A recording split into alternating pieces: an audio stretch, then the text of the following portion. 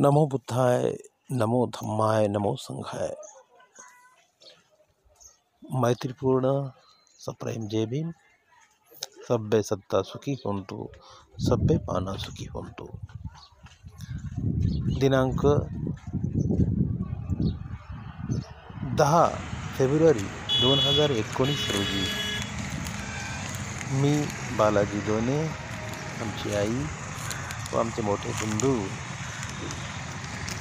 नथुरूने आम्ही आमच्या बाबांच्या अस्थी बुद्धगया येथील निरंजना नदीमध्ये विसर्जित करण्यासाठी गेलो होतो।